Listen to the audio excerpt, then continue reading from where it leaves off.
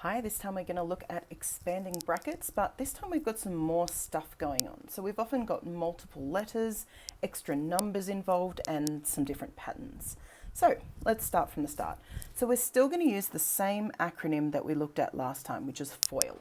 And if you remember, it stands for first, outside, inside, last. So we're going to do that exact same pattern with this. So we start with the first two terms. So y times 3y is going to be 3y squared. Then the outside 2, so we get 4y, the inside 2, so now we've got a 7 times 3y, so this becomes 21y, and then the last, so 7 times 4 is 28. So we've got some different numbers going on. Before I told you about a trick pattern where the numbers, actually we'll just finish this before I finish that sentence. All right, so then I'm going to collect my like terms. So I don't have any other y squared, so I've got 4 and 21, so altogether I have 25y and then 28 on the end. Now last time we talked about the fact that if I gave you something like, let's turn the page, so if I gave you something like x plus 3 and x minus 4, right? Then we can do the FOIL thing, but the little shortcut cheat I told you was that this is going to be x squared, but that the middle term is these two added together. So 3 plus negative 4 is minus 1. 3 times negative 4 is minus 12. So there was that shortcut that I told you last time, but you can't do that. And if there is ever a number attached to any of the letters, this pattern no longer works. So that's why we're not using that this time. We need to stick to the FOIL method. All right, so we're going to do the same thing for this. We're going to multiply these two things. So 2y times 3y, well, that gives us 6y squared. Then I do the outside one, so 2y times 5 is 10y. 1 times 3y is just 3y. And then 1 times 5 is just 5. And again, I've got these two like terms in the middle. So 6y squared plus 13y plus 5. Okay, so now I've got a negative sign coming in to my situation. So it works exactly the same way, you just got to watch your signs when you multiply.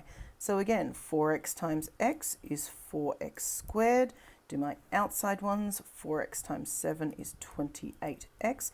Then I have negative 5 times x, so that's minus 5x, and negative 5 times 7, minus 35. I've still got my like terms in the middle, so I have 4x squared, and this time I've got 28 minus 5, so that gives me positive 23x minus 35.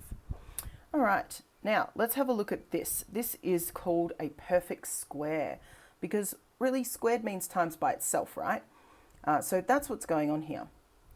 Now, one of the biggest mistakes that people make is they just try and square these two numbers, and they'll say something like 4m squared plus 9, or even they'll remember that they have to square the 4 and say 16m squared plus 9.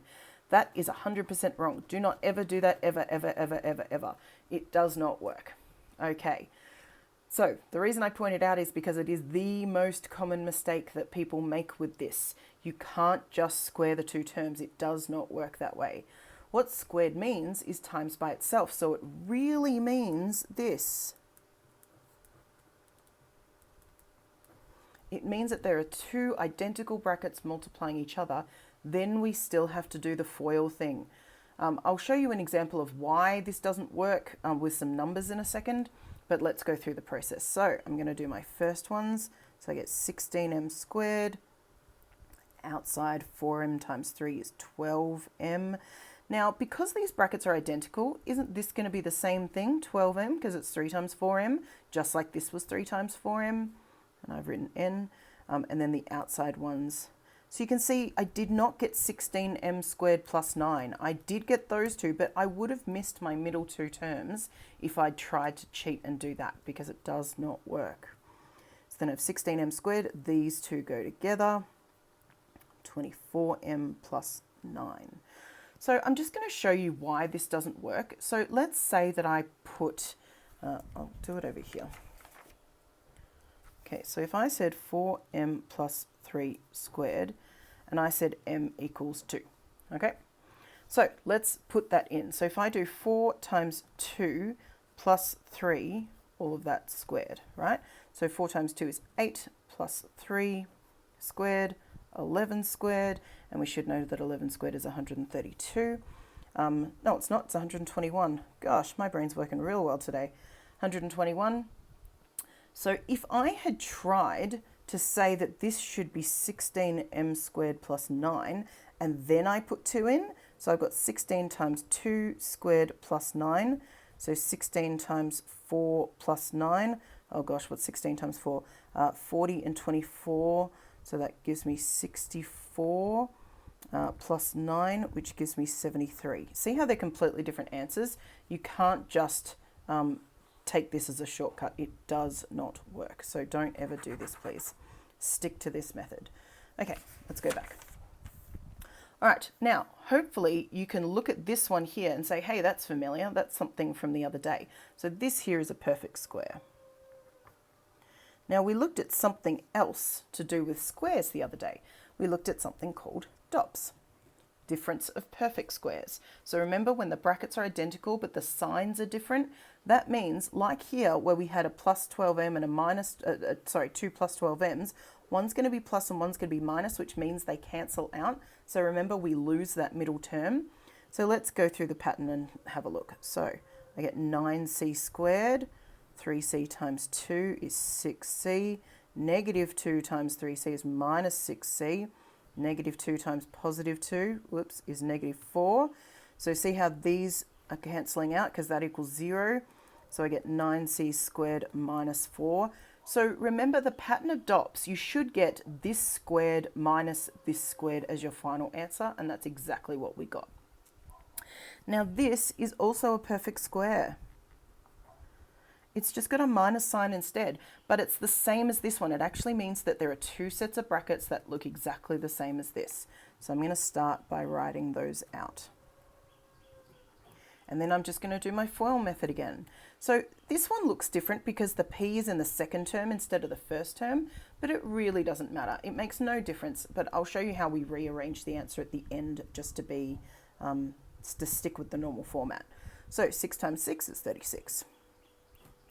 Then the outside one's minus 30p. And this one here is also negative 30p. And then minus 5p times minus 5p is positive 25p squared. All right, then I'm going to put together my like terms. 36 minus, that's 30 minus 30, so that's 60p plus 25p squared. Now, if you left it like that, that would be completely fine. This is the answer with all collected like terms. But as you know, we normally like to have the squared term in front, then the normal singular letter in the middle, and then the normal consistent number at the end, or the constant at the end. So I'm just going to rewrite this. So I get 25p squared minus 60p plus 36. So all I did was just keep the signs. So this is a positive term, positive term, same thing here. I've just rearranged the order to go into the standard quadratic form. All right, so hopefully that makes sense and you remember how to do this. If you're still not sure, this is the same as the last thing we did. It's just that we have more letters going on and you can't follow the cheats pattern that I taught you last time. So if you're not sure what's going on still, please get in touch and we can go through some extra examples. But this is today's work. All right, good luck.